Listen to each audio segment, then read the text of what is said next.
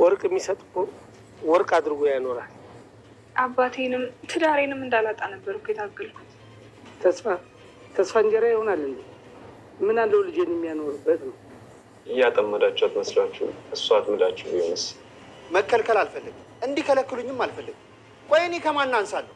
አትልፋ፣ የኔ ሚስት ነው የምትሆነው። ያለቀለት ነገር ነው ይሄ። ማስጠንቀቂያ አንቺንም ይመለከታል። በቅናት ተነሳስተሽ ሆኖ ነገር አድርገሽ ከሆነ የእውነት አንላቀቅ። አንቀን ገንዘቡን ወደኛ እንድታስተላልፍ እናደርጋለን። ከዛ ጌል ይሆናል።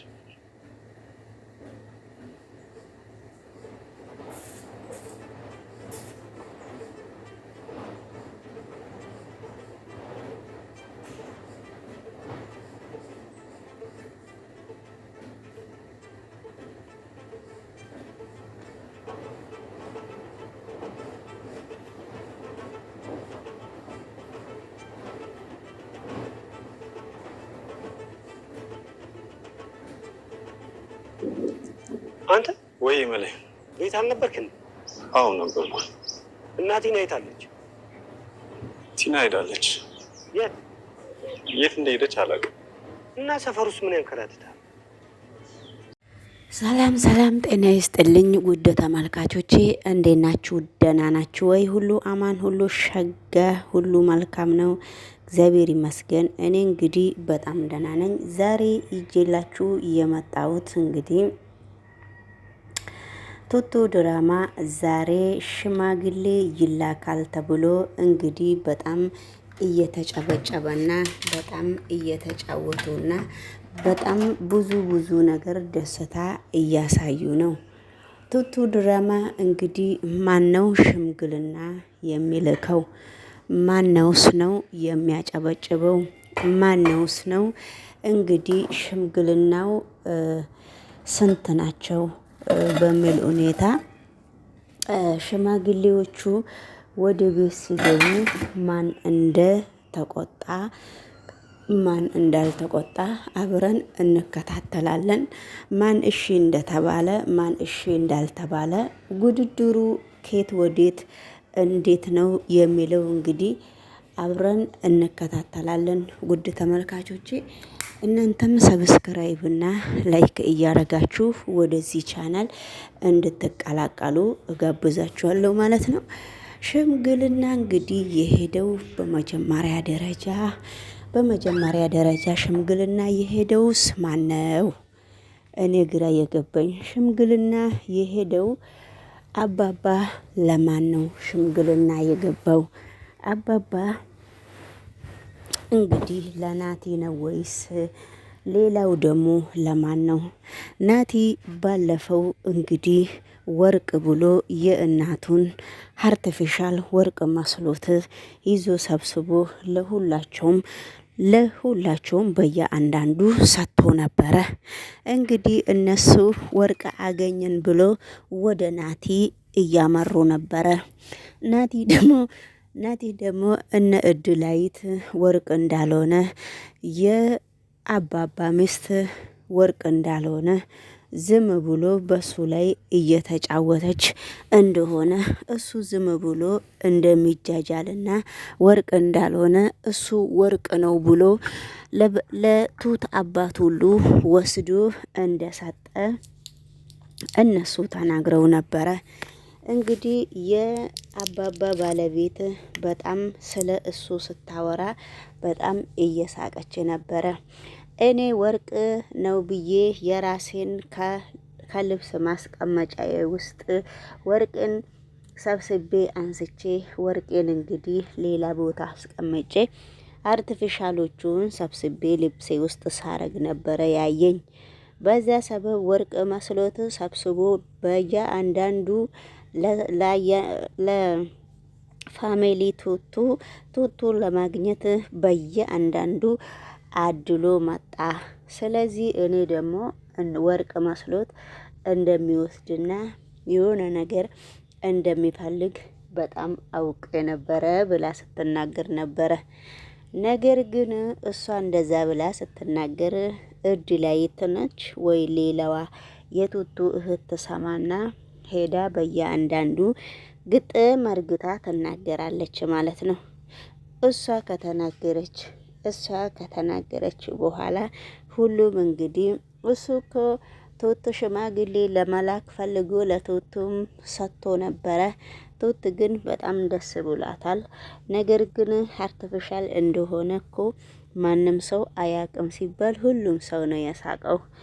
ስለዚህ እንግዲህ በጣም ሳቁና በስተመጨረሻ ላይም ሽማግሌ ላይም ተጣሉ። ሽማግሌ ልጃችን ለልጃችን ሲባል ምንድነው ያለው መስተዳደሪያ ናቲ ተብሎ ሲጠየቀ እኛ መስተዳደሪያውን አልነገረንም፣ ግን ሽምግልና መተናል ብለው ሲናገሩ ነበረ። ታዲያሳ መስተዳደሪያ ከሌላችሁ መስተዳደሪያ የላካችሁ ሰውዬ ከሌለ ካልተናገረ እኛ ምን ብለን ነው ልጃችን ለልጃችሁ የምንሰጠው ብሎ ሲናገር ነበረ። ነገር ግን እሱ እንገያ ብሎ ከተናገረ በኋላም ነገሮቹ በቀላሉ የሚያበቁ እስካልሆኑ ድረስ የቱቱ እህት እንግዲህ አንቺ ናቲ ያደረገልሽ ነገር ወርቅ መስሎሽ ከሆነ ተሳስተሻል ብላ ስትነግራት ነበረ። ውይ እኔ ወርቅ መስሎኝ ነበረ ያለ ታዲያ ምንድነው እሱ ወርቅ ካልሆነሳ ታዲያ ምንድነው ችግሩ ብላ ስትናገር ነበረ። ነገር ግን ወርቅ ካልሆነ ችግር አለ ያለሽ ሰው ማን አለ? ወርቅ ከሆነ በራስሽ አሽትተሽና በደንብ ለራስሽ ማየት ስለምትችይ በእኔ ማሳበብ አትችም። ስለዚህ በደንብ በራስሽ እና በራስሽ ፍረዲ ስትላት ነበረ።